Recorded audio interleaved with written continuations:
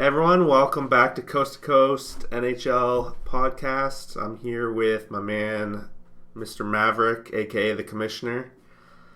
Uh, we're Howdy. just we're just gonna talk some, I guess, basically the trade deadline, and then we'll switch over and talk about our fantasy later too, as well. So, anything off the top, or you just want to jump into the crazy trade deadline we had? You start her off, man. We'll go from there. All right, I guess. Do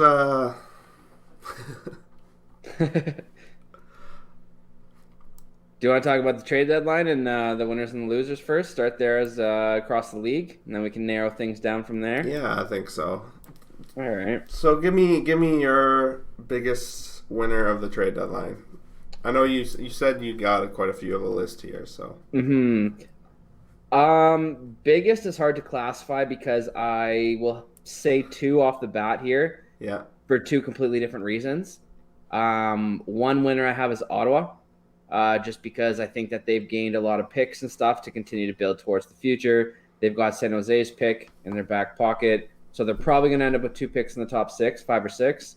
So I think that they did well with that. Couple, I forget what the stat, but I think I heard they had seven or nine picks in the top three rounds this year, which is pretty incredible as long as you actually select the right picks. yeah, and you even don't have to go 100. Yeah, a few years ago, Boston had three picks in a row. I want to say it was 21, 22, 23, something like that. And the only guy that they have currently to show for it is DeBrusque. So, I mean, you never know through the draft.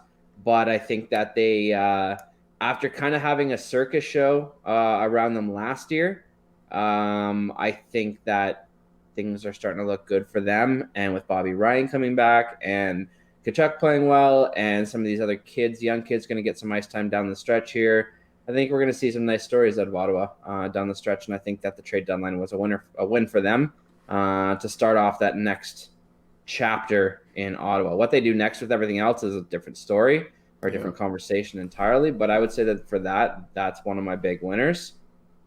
My other winner in terms of the other end of the spectrum, I would have to say, is Edmonton.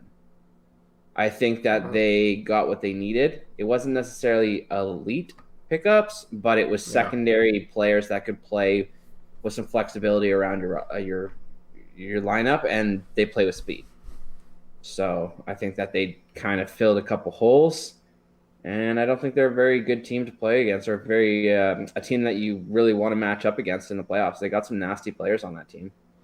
Yeah, and do you ever really want to go up against McDavid and Draisaitl? No, and Athanasiou now can skate with them, so. So I don't know if you know. I thought he took an injury last night. I think in the game. Oh, did he? I believe so. I didn't hear about that.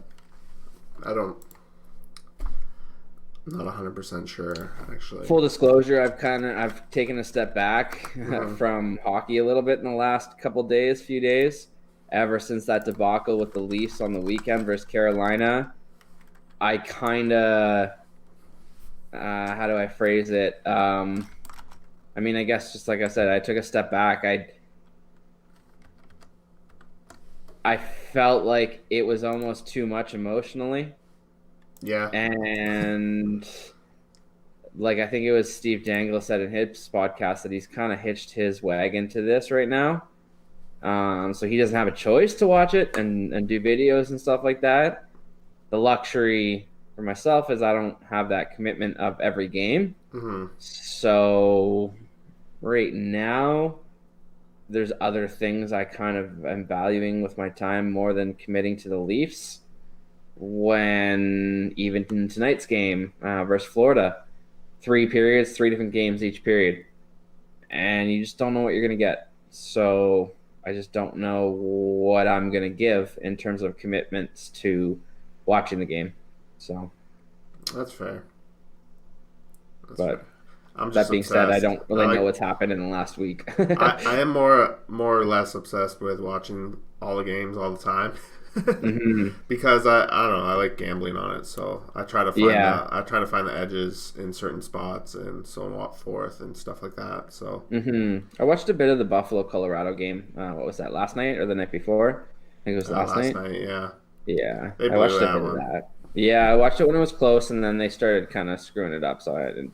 Wasn't a good game anymore, so I turned it. I like watching good hockey. That's why with the Leafs, I'm just kind of like, right now.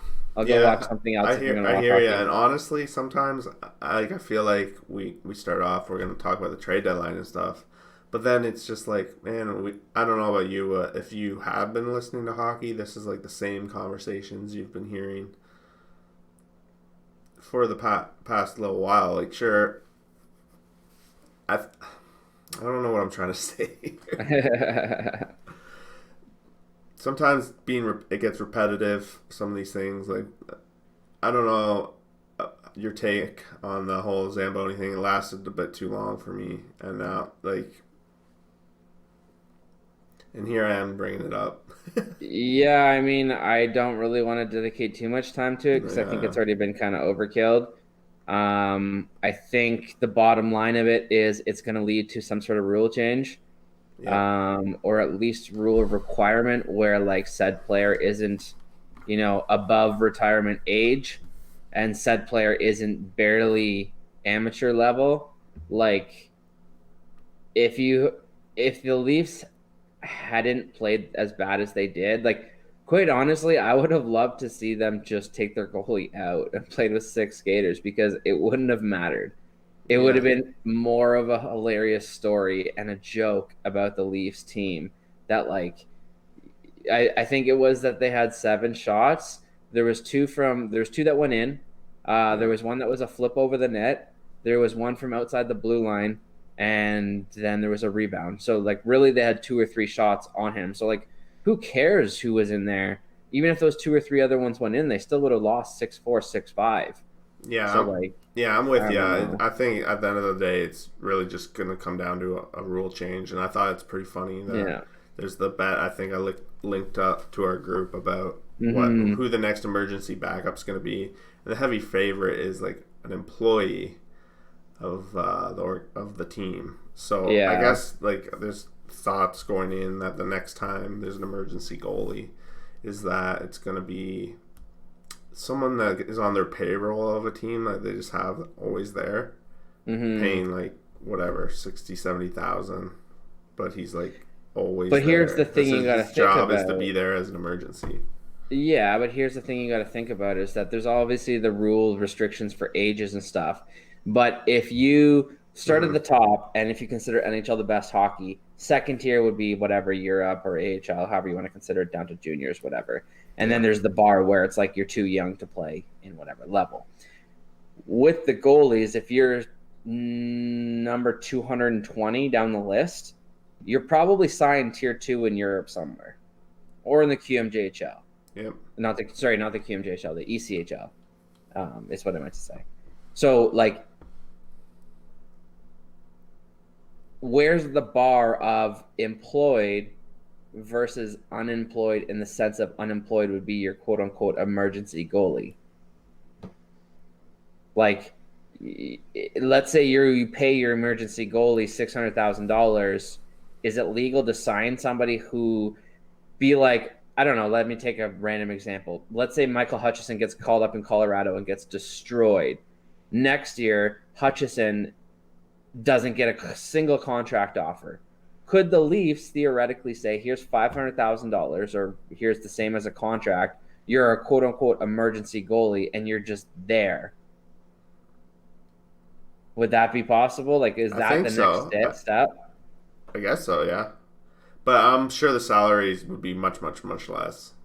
I don't know. Yeah, I mean, argue the number, whatever, then that's Yeah. irrelevant. But But yeah, that's I that feel like just that is the step that it's eventually going to be. Yeah, I'm totally with yeah, you.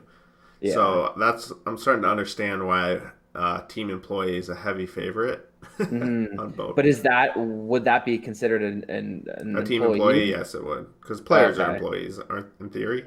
They have a contract with an Well, I organization. don't know. I'm asking the technicality based on the gambling site because if they want Yeah, to argue that a team I employee don't know. I couldn't means find the somebody from, definitions on some of these things. to me that reads like, a scout or like, an assistant I manager think it just means or anyone on the payroll of like the yeah. organization.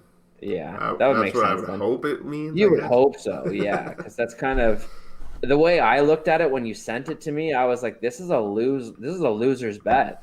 Oh yeah. Like it's a house. It's something where the house is going to make money off of everyone, really. Yep, exactly. Because there's gonna. So, One of the things, though, too, is that there had to be an emergency goalie used within 2 years for the bet. oh, Uh, okay.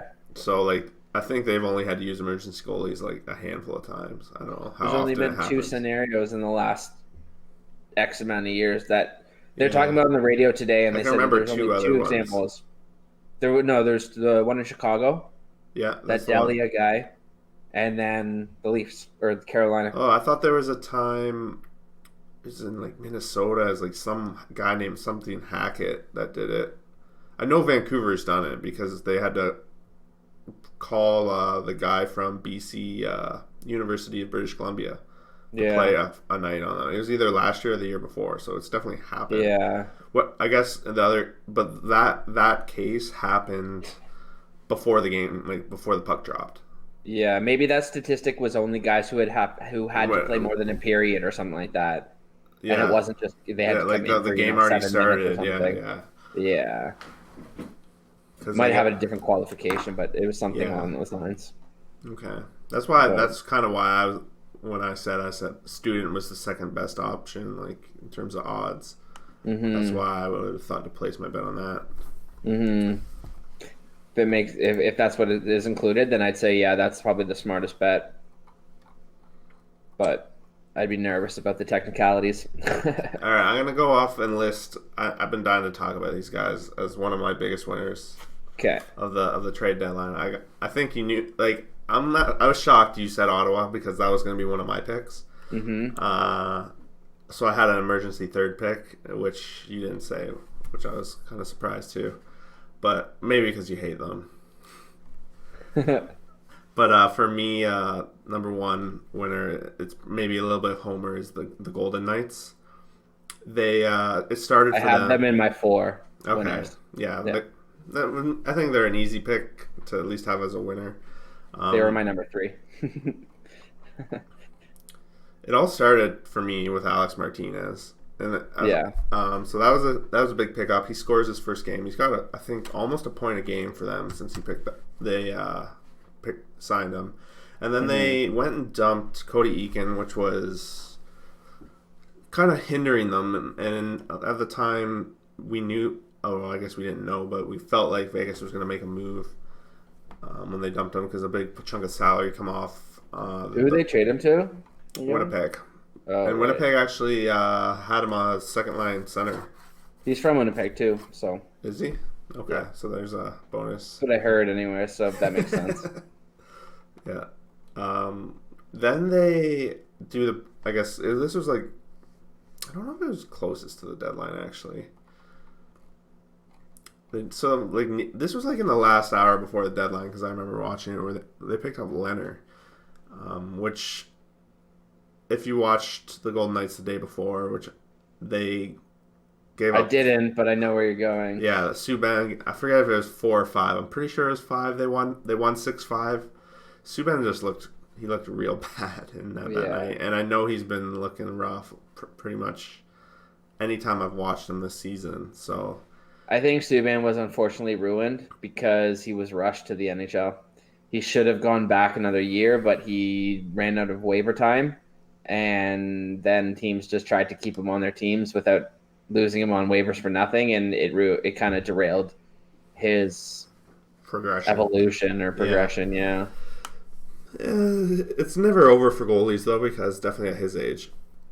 No, he just needs to sign somewhere, clear waivers, go play 50, 55 games somewhere, and get some stability back. Yeah, for sure. But I love the Leonard pickup for Vegas.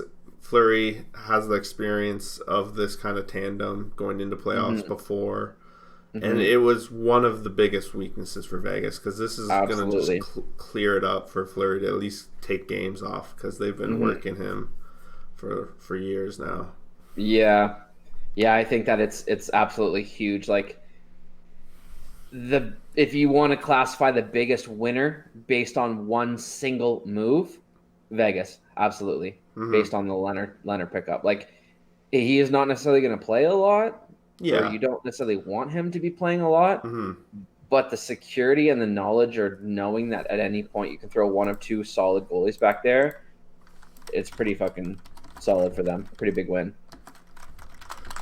I think they made another trade right after that, and I think it's probably one of the more underrated trades for them. It's Nick Cousins. I thought that was a good pickup for them It's solid. to add to like their bottom six, I guess you call it. Yeah. Um, they gave up a fourth rounder, and he's gonna be done this year. I think he's a He might not be a restricted free agent anymore. Actually, he Hmm. might be done because he's been around for a few years now. But he was playing tough for Montreal, and for so They should have dumped Eakin and picked up Trocheck.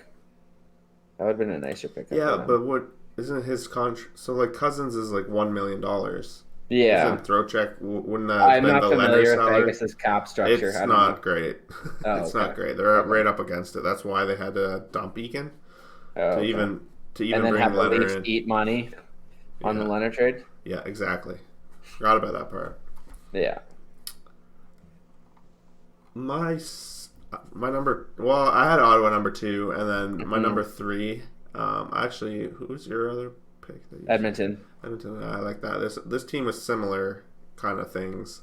Didn't do anything huge, but I like what they did, and it was the Boston Bruins. Picking up Yeah. Nick Ritchie and Casse Hmm. or Kasha. Kasha, Andre Kasha. Andre Kasha. So picking them both up from Anaheim, but I like it. I liked what. Yeah.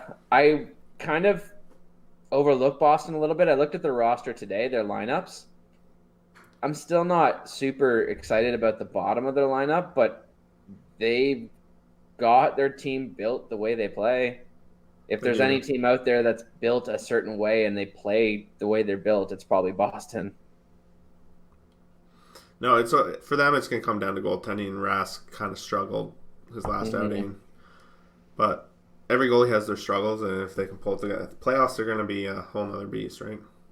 There's also one thing I hate about Boston, and I think it goes into the whole thing about the Bruins. And I have a lot of respect for Zdeno Chara, Hmm. but if you watch when he plays hockey, he could literally machete somebody to the face, We like watched that be happen this year. skating with a stick and a machete, and the refs would be like, "Oh, okay, machetes are legal now," just because it's Chara. Like literally, he can get away with murder on the ice. And I mean, that cross check on Gallagher's one thing, but He's been doing it for years. I know. if they didn't, there's going to be a point, or there should be a point, if we're not almost there, if close to being there, with Chara, where he gets beat wide all the time, and he's going to be able to hook and hack you because he can reach across the ice. Yeah. If you allow him to hook and grab and get in your way and just use his arm to slow you down, which is hook, hold, slash, any of those, he's going to have 3 or 4 more years left. The day that they start calling penalties on him, He's I think done. will be the day that he's a third pairing defenseman, if not out of the league.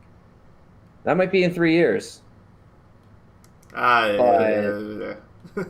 Maybe. I Yeah. wouldn't be surprised to see Chara play 2 or 3 more years.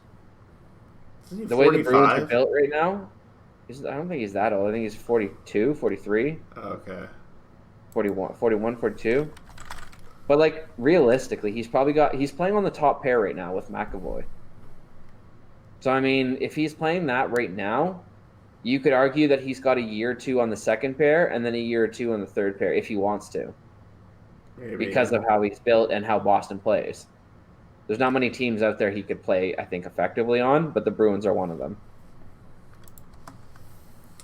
So funny. Yeah. That's very true. I hate it. It drives me nuts. I just believe that like if your sport's going to be based on offense in the regular season and then it turns into a different game in the playoffs, I just don't see how you can have a regular season that doesn't mean anything when it comes to playoffs. Yeah. It really bothers him.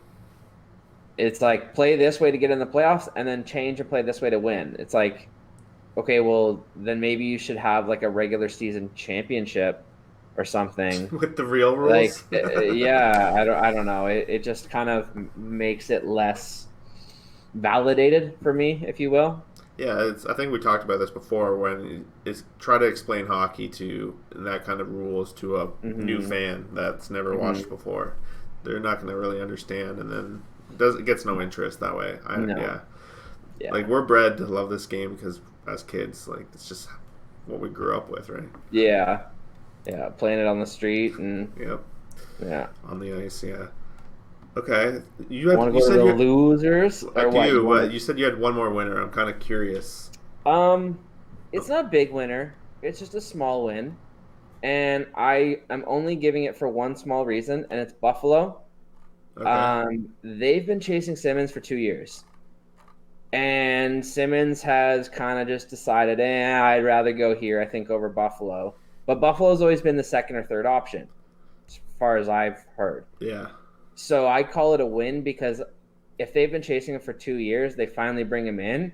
They can show him like you got 2 years left. Let's get a 2-year deal on in Buffalo, and you're near your family. You can get some power play time in front of the net with Eichel once they Yeah. move Ristolainen. I mean, he's not a top line player anymore, but I think they just did a solid job in trying to bring in a piece when they have a hard time bringing people in.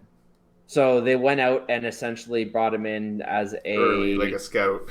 yeah, come in and see what it's about. If you still don't like it and you want to go elsewhere, then we'll officially move on. Like we'll go our Get our separate ways. hearts broken for the fifth time. Yeah, exactly. But I wouldn't be surprised to see them give him a however many year extension. One, two, I don't know how old he is. Maybe a 3-year extension. Wouldn't be any more than that. Yeah. Depends how much he wants. But I could see a 2-year, 2.5, 2.25 deal out of Buffalo. Why not? Maybe, yeah. Okay. Losers. I'll let you go again. I have five losers. Wow, that's a lot of losers. Yeah. And what do you want to my biggest loser first? Yeah, who do you think was like made the biggest mistakes on this day?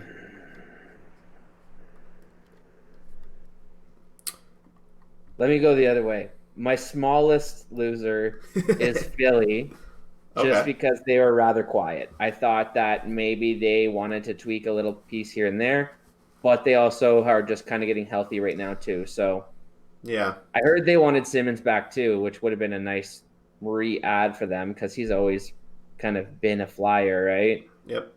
So I mean, Yeah, I guess I didn't really give a lot of thought to Philly. I guess they were quiet, but their team's pretty deep, and as long mm-hmm, as they can rely on Carter Hart to carry the load, which they mm-hmm. probably can.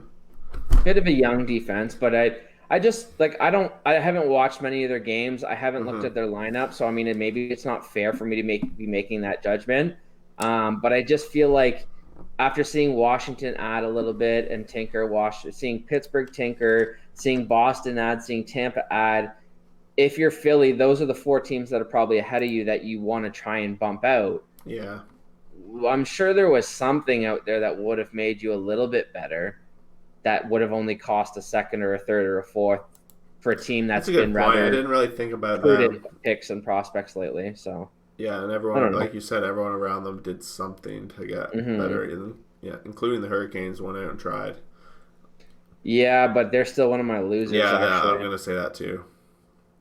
I'll go with my next set of losers. So I'm going to put Carolina and Colorado in the same boat. Really?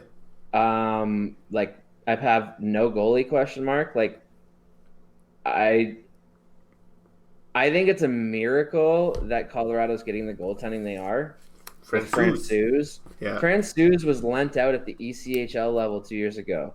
I mean, I guess so was Bennington, but like Oh no, I yeah, it's pretty mm, crazy. But the way I kind of look at it, they do have very very solid defensemen in front of him.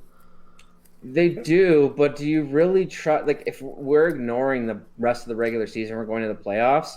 You got three options. You got Hutchison, Francouz, and Grubauer.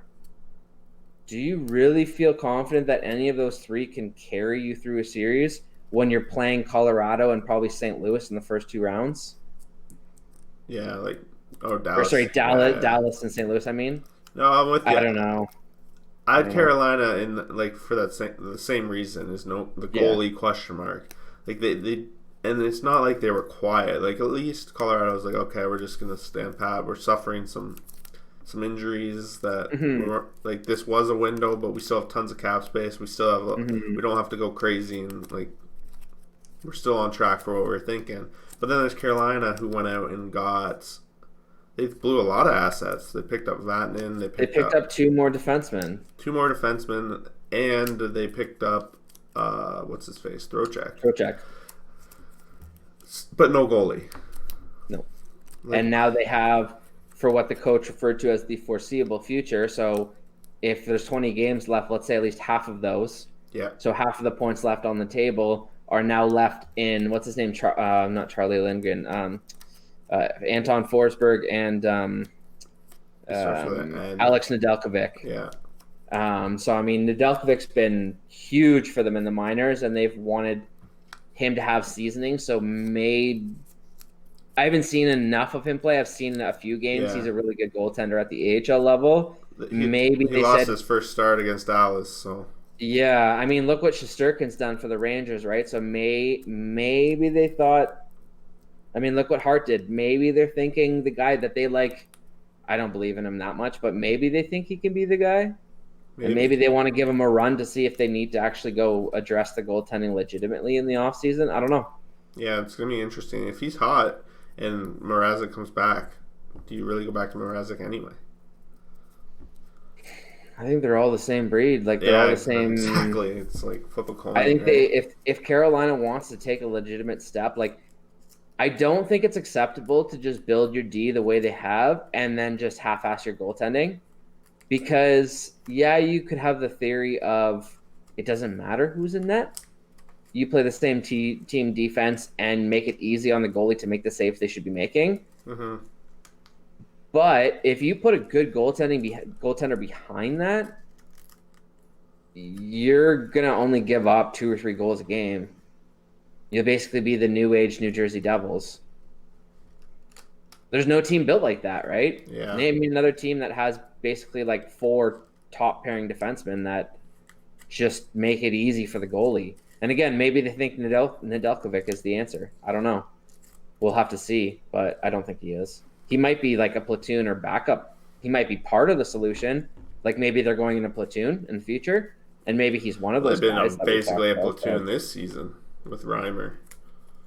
Yeah, but Reimer's gone for a bit. Yeah, exactly. They're both gone for. Yeah, I mean Forsberg's okay, but like, I mean we'll get to more of this when we get to the standings because I had a really hard time picking who I think is going to be the last wildcard team in the East, but we can get back to that. I got a whole new fucking set of picks for that. Yeah, I know it's changed a little bit, but let's continue with the losers. Do you have any other losers? Other losers. Who did I have on my list? No. Well, I guess no. I don't really. I had Carolina like red circled as my biggest one. I guess one loser maybe is a little bit to me is Vancouver, but it just was. I feel like it wasn't entirely their fault. But they also added before the deadline, and they plugged some holes that they did. I felt like this could have been they kind of had to do the move they did right at the end with the Markstrom injury. I feel like the loser side of it with them is the timing of some of their key player injuries was just so poor in coming with the probably made them scramble a little bit. Exactly, which doesn't always make it. I don't know if it's a loser, but they were definitely in a tough spot to make. Like it wasn't easy for them for sure. Mm-hmm. Yeah, and that's why I didn't put them in the loser category because I didn't think that it was necessarily their fault. Yeah, and I thought that losing Besser and losing who was their other forward they lost, skilled forward. Him, but there's another guy that they lost. I thought, but adding to Foley, wasn't it Pearson? Did they lose Pearson? No.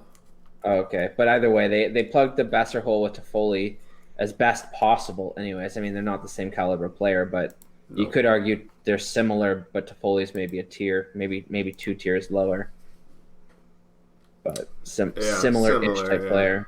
I don't know if they shoot the same handness, but that would be pretty important if it was based on Besser. I think so. Usually go-to power play guy, no, on his off wing Yeah, he for a is. shot. So He if is it's the the same, go-to. if he's a righty or if both of them are to the same handness, so at least you can just plug them into that same hole and keep the same system. Keep the other 4 guys on the same page. I think another potential loser would maybe be the Calgary Flames. Mm-hmm. A lot of movement in I the guess you could put them Pacific. with Philly, right? Yeah, Just kind staying of no quiet. action. Yeah. Letting the players do the talking. Actually, yeah, I think that's fair to put them basically the Western copy of Philly. But I mean, I guess they've had issues most of their season, and they're kind of seeming to come together a bit now. So maybe it's just a timing thing for them Yeah, I think and getting that's. Giordano healthy.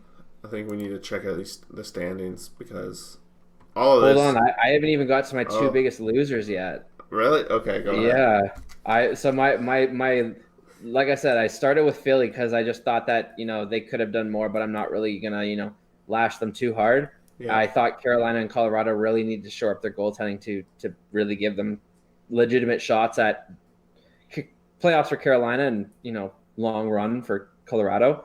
But my biggest loser, which one do I go with? They're both in the East. Let's go with the Islanders. oh, I knew you were the Islanders. Okay. The Islanders, just because we know Lou. Lou likes to make moves. He likes to get his type of guys. I'm making assumptions here, but based on the rumors that I had heard on whose names were out there, guys like Getzlaf, guys like Miku Koivu, they said that they were being targeted by teams in the East. And which to me, if you're being targeted, you're either a playoff team or a fringe team. You're not going to somebody at the bottom of the standings isn't going to target a guy like that, right? So you narrow the East down by half, and we confirmed that Islanders almost pulled off that trade for Parise. Yeah. So I mean, if had that worked, that would have been huge for the Islanders. So that's partially why I think they are looser because that trade didn't work. What do you think happened there?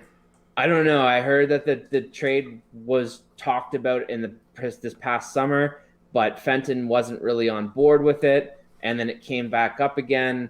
And it sounds like Lou said, "Make sure this doesn't get out in the media," and it did. So he pulled his offer off the table and said, basically, "Told you not to put it in the media." Got Yeah, in the media. I kind of heard that same thing, except maybe not that he actually said it. He just doesn't like dealing like that, and it's just his way of shit. Leave the media out of it. Maybe he didn't say it. Maybe it's just an assumption that you should know by now based on Lou's past, Yeah, right? he will do that. Yeah.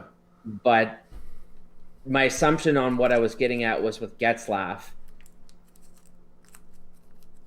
He was asked about moving, and he basically said it would have to be the right situation. To me, I don't think Getzlaf would go to the island. But if you looked at Eastern potential teams who would look at Getzlaf, probably would have been what? Oh, maybe Philly, maybe. maybe Boston before they got Kasha and Richie. Islanders, maybe Columbus, maybe Carolina, right? So, I mean, to me, I'm making an assumption it was the Islanders because if they then, we basically got confirmation they tried to get Koivu as well as Parise. So if they've confirmed the connection between the Islanders and Mini for Koivu, you could argue Koivu and Getzlaf are a similar hole filler, or they fill the same need or whatever, right? So to me, I think that Islanders struck out on Getzlaf, they struck out on Koivu, they struck out on Parise. They only filled their injuries on defense with who did they grab again the other week on D? Oh, Green from New Jersey. Oh, yeah. So I don't know. I think that they could have set themselves up for a better chance this year, but I think that they struck out, which to me makes them a loser. So there's some assumptions I'll in there. agree with that. I can. I know you have a little bit deep hatred for the Islanders here. So Hey, I have them now in the playoffs now. I think they're no way. legitimately they're to me they're locked in as the wild card one. So after saying all that, I think they're in Oh, against hold on. Washington. We'll get to that. We're gonna get there, but I think they're in against Washington. So back to what I said, if they could have, knowing that, I think they could have added a piece or two to give themselves a better chance. They might still be able to do well against them, but I just feel like they missed an opportunity to really be stronger this year. Okay. But my biggest loser is the Montreal Canadiens. What? Okay. What the fuck are they doing? What is their goal? What are they trying to do? They flipped assets they made assets basically. Petrie should have been gone. Tatar should have been gone. Domi should have been gone. Like, they should have traded everything and anything. But I'm telling you, Price is gone in the offseason. I'm telling you. Yeah? Yeah, he will not play another game for Montreal after this season's done. Okay. I feel very strongly about that. Wow, you've been feeling strong about that all year. Mm-hmm. Okay. He just watch him play. He's tuned out. He's had enough of it. He was standing on his head tonight, and then he let in 2 goals, and then it fell apart after that. And they lost, right? Yeah. Yeah. That's the story for him for what, 4 years now? And Montreal's had all this cap space. Yeah, free agents have burdened them. Then go out and get picks off. Give me your shitty contract for picks. For the last 3 years, they should have been buying expiring bad deals for picks and then just burying them. They've got all the money in the world. They should have bought all these picks, which means in 2 years, when they're really built up to have success, they'll be even better than where they're projected to be. Like right now, if we're looking 2 to 4 years down the road in the division, Ottawa's got a better future. Yeah, most definitely. Like, there's no real question about that. Toronto's got a better future. Buffalo, you could argue, has the same, and it's the two of them's race now to determine who wants to be better. Montreal has a lot of work cut out for them if they're going to start climbing up this division. That's for damn sure. And they're not bad enough because they've got Price and Weber to be, unless they win the lottery, unless they're out of the playoffs, like, they'll never be going into the lotto as a top 5, top 6 team. Didn't they win the top 3 a couple of years ago? Yeah, but what happened to that guy? I forget his name. Who did they take? Oh, Kasperi Kotkaniemi. Yes. I don't know. He's in the AHL right now, but that's same thing with him. They brought him up as an 18-year-old center, and now he's barely playing center. Like, he should have been down in Laval, or he should have been in. They should have done what Leafs did with Nylander and play half a season back in Finland or whatever, and then come over to the AHL for the AHL playoffs, and then come up to the NHL. Like, they're going to continue to not draft again unless they win the lottery top whatever. So they're only going to get that second or third tier prospect, which it's not like we've talked about this before. You need that superstar on your team. And then in 4 or 5 years, even if Price is still there, his contract's going to be up. Weber's going to retire. And then when's your window? Your window's going to be restarting again in 4 years. I don't see the end goal. I feel like they have been barely trying, or they haven't been, maybe that's not fair. I feel like they haven't been taking advantage of the potential advantages that they've had in front of them for the last 3 or 4 years. And I think that they've kind of just staled out. And I think that they should have flipped off everything this year and then brought guys back, like brought Kovalchuk back, brought these other guys back for on 1 or 2 year deals, and then flip them and for more picks. And then in 3 years, there's your, I don't know. I don't see what they're doing. I don't see the goal. I don't see in the next 5 years what's to be excited about if I'm a Montreal fan. Yeah, I'm with you there for sure. But I forget about them very often because they don't have that shiny thing that stands out for them. It's supposed to be Price, right? Yeah, but that's supposed to be the shiny thing. One other thing about the trade deadline that we didn't touch on that did make a little bit of a around was the whole Joe Thornton not getting dealt, and him coming out saying he was essentially said he was hoping to have played for a cup this year. I guess it just didn't work out. I'm not sure. I don't think it's clear if teams just were not interested or what it was. Did you hear anything about that? Or do you know what They were I'm talking talking about it on the radio today, and reading between the lines a little bit, if you look at what these other teams picked up, they're above the caliber replacement of Thornton. I mean, Thornton has, 6 goals this year? 4 goals this year? Yeah, plus he's not, like, some of these guys that are getting traded that are still probably better to have on your team than him also have less of a salary cap hit than him. Exactly, and that might have been an issue, even eating 50%. And the way that it seems to be summed up is somehow either Thornton asked or whoever asked, somehow out of the conversation, Thornton, or it came to a point where it was like, send me to a contender. So if you look at the contenders, that's what? Tampa, Boston, Washington, Pittsburgh, Vegas, Dallas, probably. I mean, you could say St. Louis, but St. Louis doesn't have a spot. Any team that makes the playoffs like is a contender. Yeah, well, that's the thing, and that's what they're talking about in the radio, is if the arrival of that conversation or the arrival of that point was, send me to a team that's likely to make the playoffs, so at least I'm in the playoffs, yep, I think he would have been dealt. But I think there was a certain bar where it was like, if they're not legit, I'm not going, or at least that's the way that Wilson played it. So I think that there was maybe a bit of an overstep from Wilson, thinking somebody would circle back around last minute and be like, all right, here's the third that you wanted, or here's the fourth, or the fifth, whatever the pick was to be, and nobody circled back around. I'm actually kind of surprised Colorado didn't just say, here's a fifth or something. He would have been okay there, just because they're missing Rantanen and I think Joe's trying to just tell people to fuck off unless they're the Toronto Maple Leafs. Well, there's been some talk around Toronto, and it intrigues me. The fourth line next year, potentially, of having Thornton and Spezza, and then just between the two of them, just being like, whoever wants to play center, play center. I think one's a lefty, one's a righty, so like you could take the benefits on each side of the ice, and you can just tell them, like, well, I'm not, as a coach, I'm not going to tell you who's going to take the draw or who's going to play center. You guys are vets. Like, you guys figure out what you want to do. If you're not winning them that day and you want to switch, or you want to draw up plays on your own or whatever, do your thing. And then on the flank of that wing, I'd either look at a guy like Marleau. I'd look at bringing a guy back like Clifford.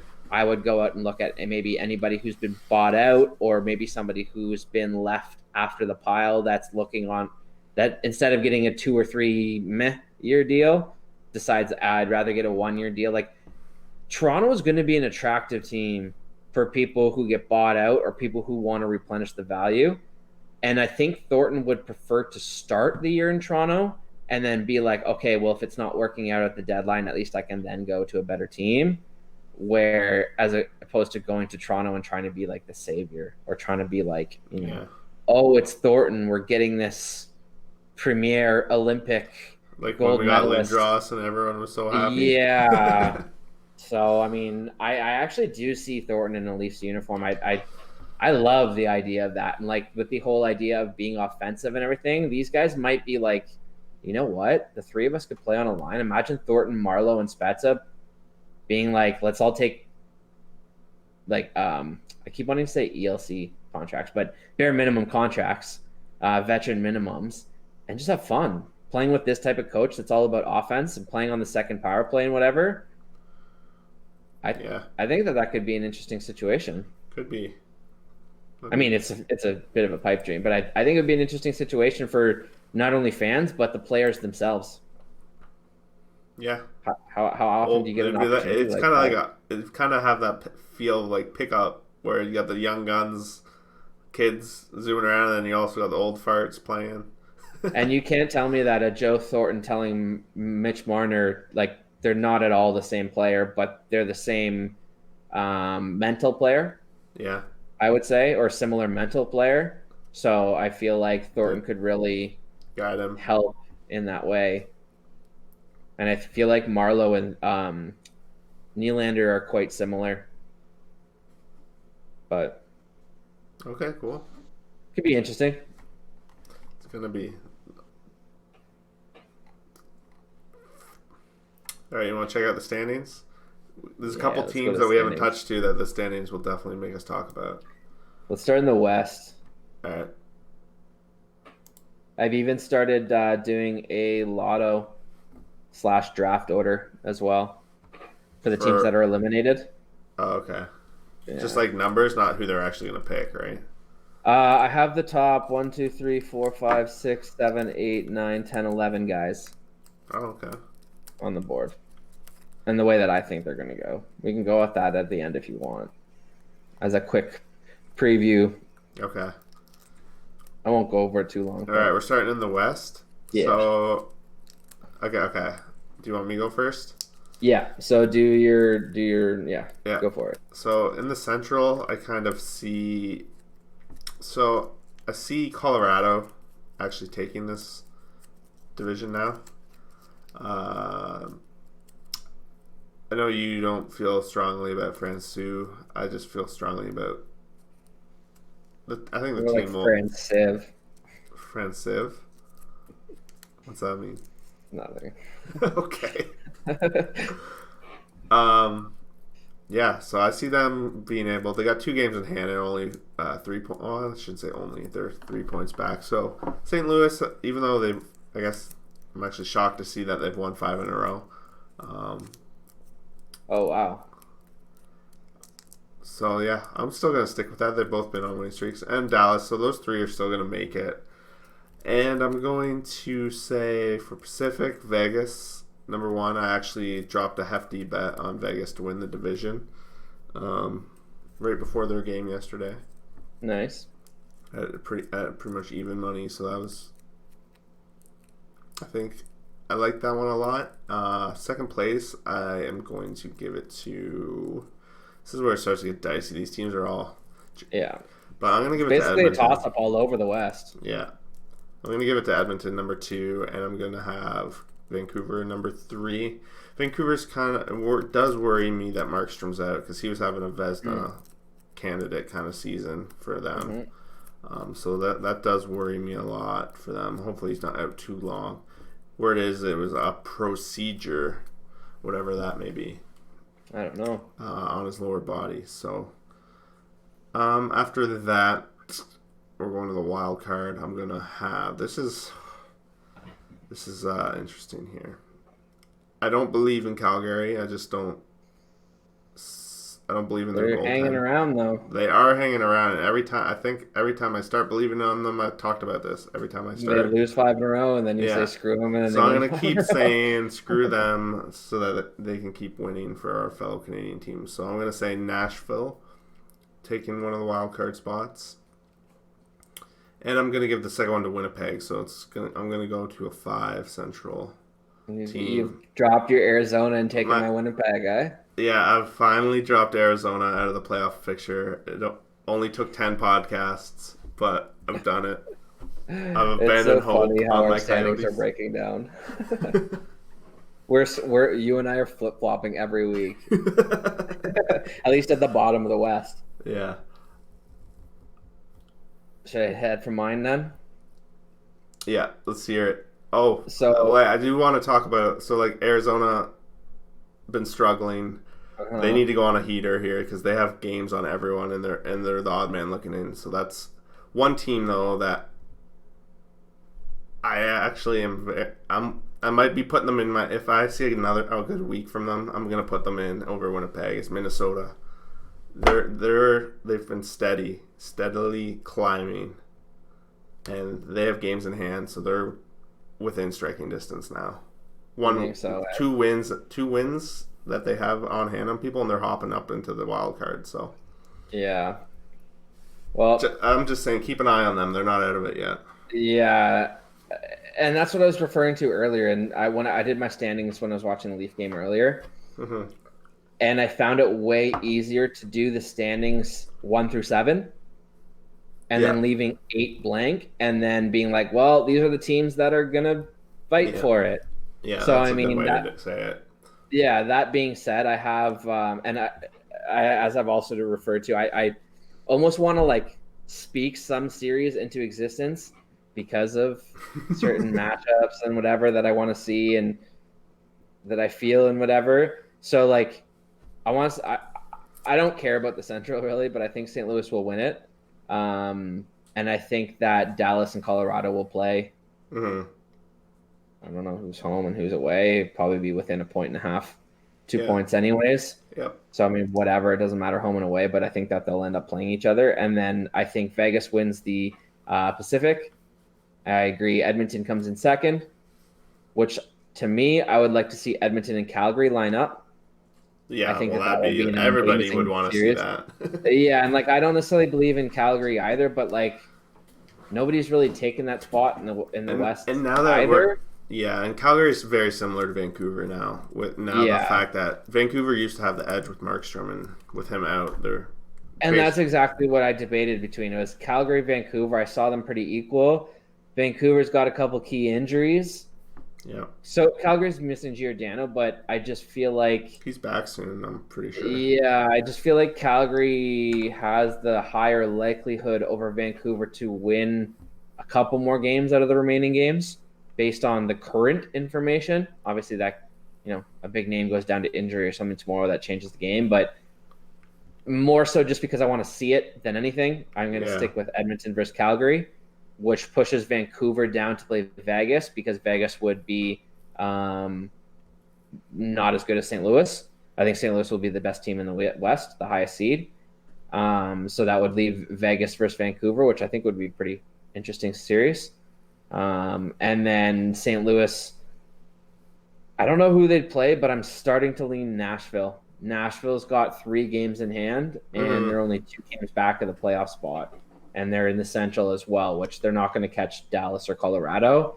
So they may be the top wild card that plays Vegas, but I don't know if I believe in their goaltending. I think I have a lot more confidence in Soros than you do. Yeah. I've been following him very closely for like 4+ years. Mm-hmm. So because I love his pad selection. I love that's half the battle, man.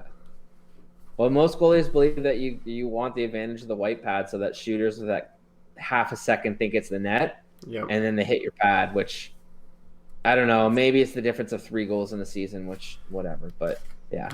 So like with the Western standings, I have Nashville, Arizona, Winnipeg as the 3 teams battling for that final spot. So I know I had Winnipeg before. You've kind of had Arizona, but now you're on Winnipeg. I'm going to go with Nashville after you've moved off Nashville.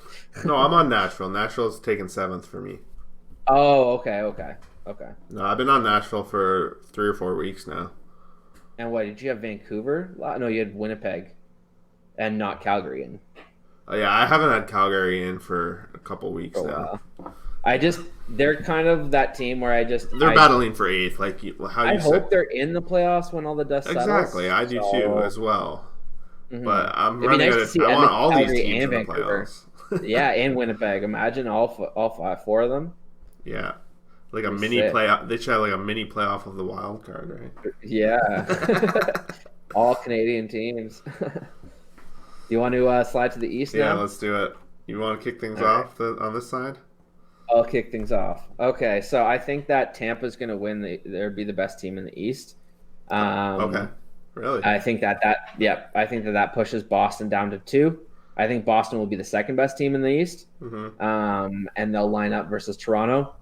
I really don't want to pick Toronto, but I don't think anyone's going to step up and take it from them.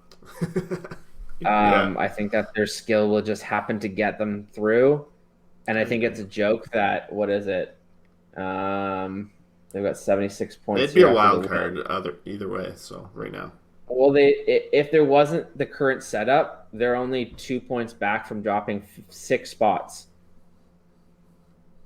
Yeah. So it's... But if you take into consideration the playoff format, they're really only one spot out. Yeah. Like, it's weird. But anyways, I think Washington will win the Metro. And I think that, again, that's because I want to see Pittsburgh, Philly. Yeah, okay. Pittsburgh, Philly is like on the same bar as Edmonton, Calgary for me. I think that's like the American equivalent to the battle It of definitely Alberta. is, yeah. That'll be a great series, too. Yeah, I would love to watch. Imagine the same night, Pittsburgh, Philly as your game at 7, and then Calgary, Edmonton. Man, I would watch those games. I would be staying up for those games for sure. Yeah. 100%.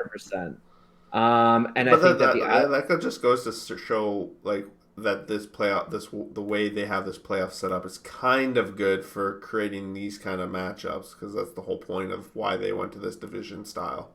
it is, but it isn't. But like, if you got one night where you got Edmonton versus Calgary, you got Pittsburgh versus Philly, you got Boston versus Toronto, and then the next night you have Dallas versus Colorado, Vegas versus Vancouver, and Tampa versus Carolina or something. One night's clearly going to have a higher audience than the other. Yeah, well, right. So you're going to want up. They wouldn't. They probably would. Yeah. They probably would. But yeah. All right, go back to your wild card. Sorry. Washington versus Island. Just because, again, I think Tampa will be the best team, so Washington will be the lower winner. So you think you have Island in 7th? Yep, I have the Islanders in 7th. Wow. I could not pick an 8 team. Really? So I have like the exact same picks as you leading up to now. Okay. And my 8 team right now it's the Rangers. See, it's funny because that's who I was leaning towards. Yeah, but they also lost Sturkin, which I think hurts. It does hurt. It does hurt for sure. If they didn't, I would be like for sure on the Rangers. But I'm just looking around. No other team is trying right now to grab it. Just look around them in the standings. They've won 5 straight after beating the Habs just now, and everyone else around them has lost. Yeah, it's just like if you evaluate the team, Florida moved off Trocheck. Like, they got Hollow, which was a nice little addition back, but their defense is really not that good. And Bobrovsky is atrocious right now. Like, he looked disgustingly terrible tonight. Like, if I was watching him play like that for my team for $10 million a night, $10 million a year, I would be really pissed off for 6 more years on top of that. He, like, 2 or 3 times he's like flopping around and he's like, "Oh yeah, I got it." And it's like, "No, sorry, Bobo, it's in the net." Like, yeah. But I don't know. Yes, but and Carolina to me is the Rangers are just a better team than them, I think. And that's what I started looking at was, okay, so the 4 teams I was debating between was Carolina, Columbus, Rangers, and Florida. To me, Florida's probably the weakest out of those 4.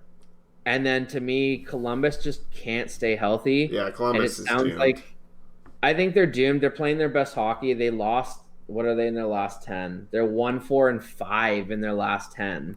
Yeah. So, they still managed to get some points, but, like, you can't get in the playoffs getting hockey. 1 point. Yeah. Yeah, they don't have Seth Jones. Ryan Murray is still a couple weeks away. It sounds like Josh Anderson's done for the season. Cam Atkinson's done for a while. Bjorkstrand's probably done for the season. Elvis is done. Like, they probably don't have any reinforcements coming, so I think that they're inclined to fizzle out. Yeah, unfortunately. If anything. They put up a hell of a season. Oh, like, mad respect. Like, unfortunately, I don't think the Magic is going to work out for them. If they do, how hilarious would it be to have them match up against Tampa in the first round again? And Tampa could sweep them back. Yeah. But I don't like their chances compared to the other 2, which then leaves Carolina and the Rangers. Yep. And it's close. If you look at the forwards, I might give the slight advantage to the Rangers in top-end skill, but the Hurricanes in terms of depth. Defense, I'd give the advantage slightly to Carolina. Yep. Fully healthy, definitely Carolina, but right now for the next few games, slightly Carolina. Goaltending, absolutely hands down the Rangers. Yeah, and goaltending can be the difference. The difference, and it's just kind of like if you put a gun to my head and you said that you have to put your life savings or everything you own on the line, pick a team right now, between those four, it would for me be between Carolina and the Rangers, and I have no idea who I'd pick. Be a gamble, and Rangers keep coming up for me. Yeah, I'm jumping on the wagon. I don't know, but yeah, I just feel like they've got a bit of a magic going. Kreider stayed, which I think is going to be huge in their change room. I think there's going to be this new sense of belief and like, why not us? Yeah, kind like, of attitude. management was just like, oh, you guys proved you guys have a chance. All right, let me reward you. I'm going to pay this guy a shit ton of money. Everyone's going to be like, fuck yeah, let's go. We're going. And Panarin's been putting up. If the Rangers make the playoffs, Panarin should be 100% top 3 for MVP. Yeah. And like, I don't know. Zibanejad having an amazing year too. Kreider. Yep. So I mean, like, again, like if I had to pick, I have to go Rangers just because I don't know what the hell's happening in net for Carolina. That's the thing that scares me off Carolina. Yeah, if Carolina still had one of Reimer or Mrazek, I'd be like, odds are they'll probably be the one there when the dust settles. Yeah, exactly. We don't know what we're getting right now. Yeah, I think you have to. I think the smart money is the Rangers. I think. Yeah. It might be too late. You might not need to get on them before they went on this heater. I don't know technically, but you know what I mean. I think that's out of those 4 teams. I think that's the smart money. I think that the big payout's probably Columbus, like the least odds or whatever. But yeah, I don't know. It's hard. It's for me. It was really hard to pick the 8th team in both conferences. One of those teams we're talking about is going to face plant. One of them is going to go on a tear, and probably 1 or 2 of them are going to just kind of fizzle. So it'll be interesting to see who it is. Then that's why we play the games. Exactly. And there's only, 18, 19, 20 left on average. So we're getting into the thick of it, and we're getting in. And that's the other thing I have to take into consideration is the games are getting harder. There's going to be less penalties. You're really going to be these are the games where your top players cancel each other out. So these are the games where your depth players early on is where your stars kind of carried you, right? Here's where your depth kind of can show, shine. Yeah, where it shows your value and it shows where you're going to win more games than you lose based on your depth. So I think that's what's going to be the difference. And I don't watch enough games of these other teams to tell you, this third line's better than that third line, or this penalty kill or this second unit penalty kill is better than that second unit penalty kill. Like those kind of more intricate things will be the difference. And I can't really speak on them. So it's more of a guess, but yeah. All right. Any last things you want to touch on, or I think we're... Do you want to come back to the draft stuff, or do you want me to just take care of that real quick? Come back. The lotto. Yeah, no, let's do that right now. Go ahead. All right. So the way that I have it is the top 3 I always just put in lotto form, just because you never know. Yeah. But Alexis Lafreniere, winger, is going to be the first one that goes off the board. I actually think that Ottawa is going to end up getting him. I think that Ottawa has built up this good Mojo, yeah. And I think that they'll end up landing him. Quinton Byfield, I think, will then go to Detroit. He's a centerman, a big power forward centerman. And then third, I think New Jersey will win the 3rd spot. And there's a defenseman, Jamie Drysdale. Okay. He's special. He's probably like a Dahlin, I would probably say, like slightly different skill set, but like caliber, or like coming into the league where teams are, pinpointing you as what you're going to be. He's going to be that top pairing offensive guy, a Hughes, a Makar, that kind of thing. And then this is where I go off the board. A lot of people have Tim Stützle, who's a winger, going the next pick, or Marco Rossi, who can play center and wing. But I'm actually going with Cole Perfetti. And the reason I say that is because he's a winger and he's a dynamic scorer. And I think the LA Kings are going to be pissed that they should have been in the top 3 because they'll be the second worst team. Writing a story right now. I know, right? So I think that they'll go with the most skilled, or who they believe to be the most skilled. And some teams get nervous about taking guys from Europe. And when all things are considered, if you're looking at two similar skilled players, similar positions, similar whatever, some teams will lean North America versus Europe just as the deciding factor. So I think that Stützle will go next to Anaheim. And then that brings up Ottawa's real pick, not from San Jose, who will get Marco Rossi. So they could get Lafreniere and Rossi, who could be the two most dynamic forwards in the draft, which would be incredible to add to Kachuk and whatever. And Brandstrom and Shabbat and Felix Gustafsson and all the other great players Ottawa has. And then the next bracket is kind of, I have 4 guys that are all interchangeable depending on what you need. There's 2 wingers, a defenseman, and a center winger. The 2 wingers who should probably go the next 2 slots are Alexander Holtz and Lucas Raymond. To me, that's going to Chicago or Mini. And then we got a defenseman going to Buffalo. His name's Jake Sanderson from the National Development Team. He's kind of like an American Ristolainen, a little bit more defensive, a little bit more leadership, a little bit less running around and kind of hitting people, whatever. Jake Sanderson, I think he's going to go to Buffalo. And then the center wing, I think Montreal will take because they've got a whole whackload of defense in their system. I think that they will definitely go forward. Could be a sneaky pickup here. If Montreal does actually move price, I think they might take Yaroslav Askarov, who is that big-time Russian goalie, who is supposed to be top end. But won't he take a couple of years to play, or are they expecting him to actually roll up in there? Well, that's the thing is they've got Romanov and exactly they've got Romanov and a couple Russian prospects as well, so they could end up like drafting him, saying go back to the K and kill it for a year or 2, then come over and maybe get the gig or play 1 year of A and then come up, which puts him in line of 3 or 4 years from now. Okay. So that's probably where you really want it with all these other guys, right? That you're getting the Ryan Palings and the Suzukis and the Kotkaniemis and the Romanovs and the if Jolson can come back and whatever, right? So I think that they're either going to go with that goalie if they move price or forward, who is Anton Lundell.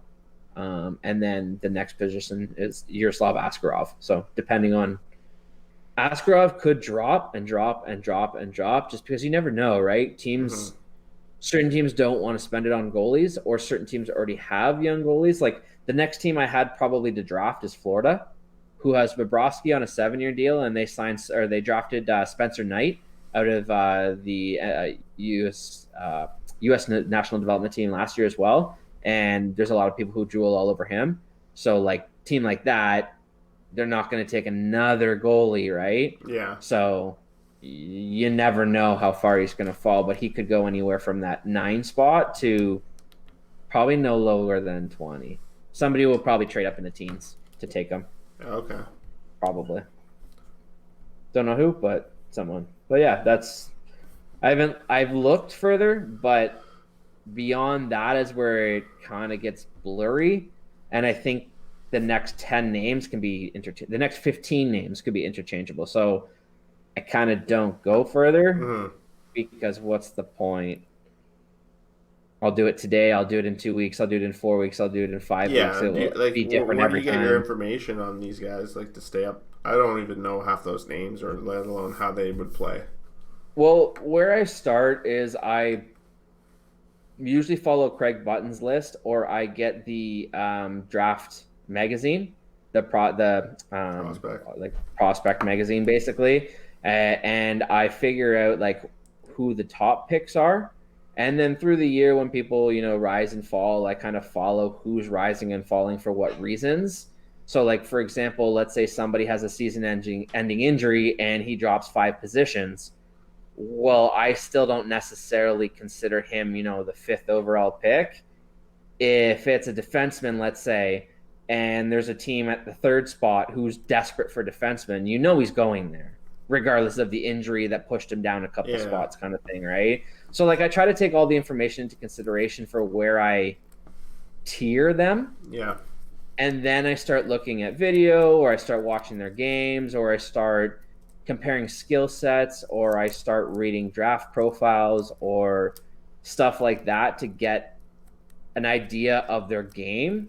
So like Lafreniere, for example, he's kind of like a Huberdeau, and I don't make that comparison just because they're both French Canadian. But like you could argue that Huberdeau's a pretty skilled shooting winger that can play a two-way game and kind of just be responsible. So like Lafreniere, I don't think will be like the flashiest, Matthews or Eichel type, going to score 40 goals and carry your team.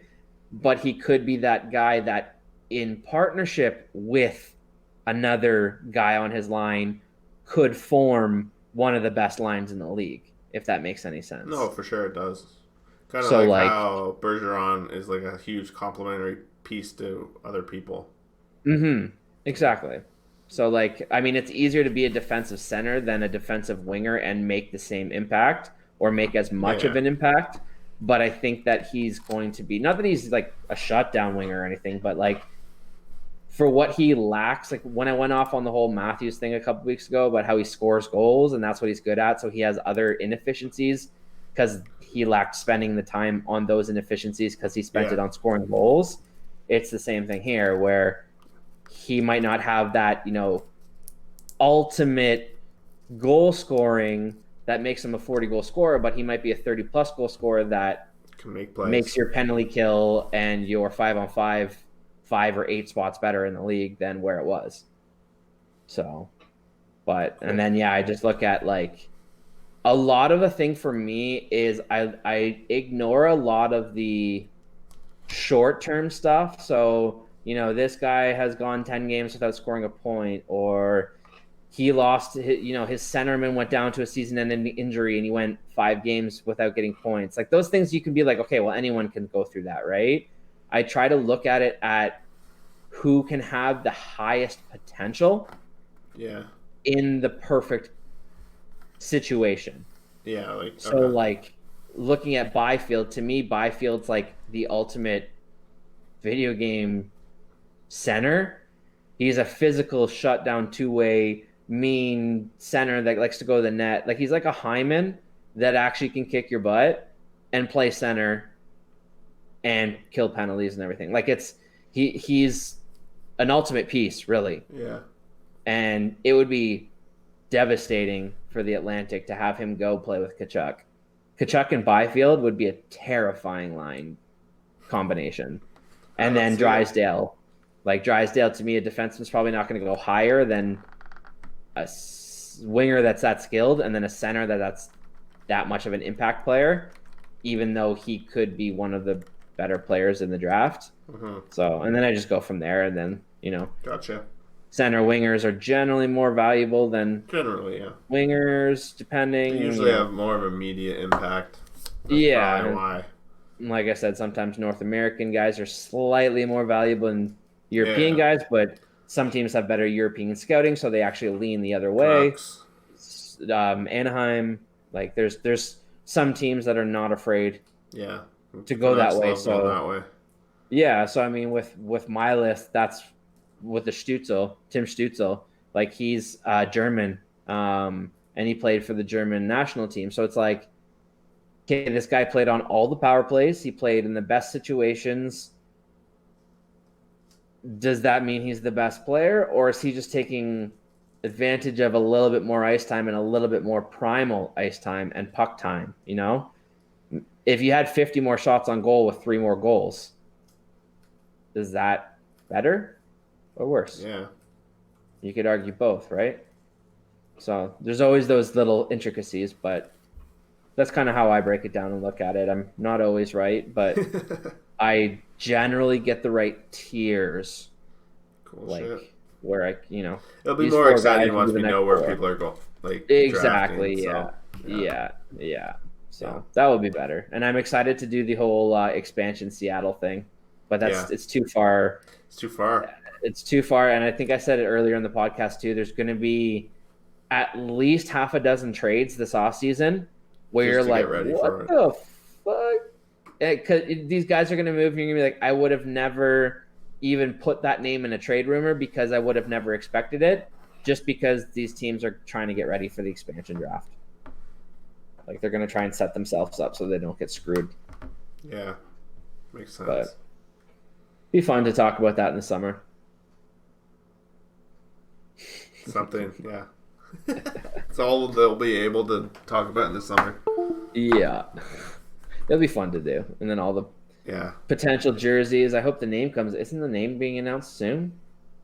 The Seahawks. Seahawks. Of the Seattle team? I don't know. I don't know if they had a deadline. I think they have to announce by the summer.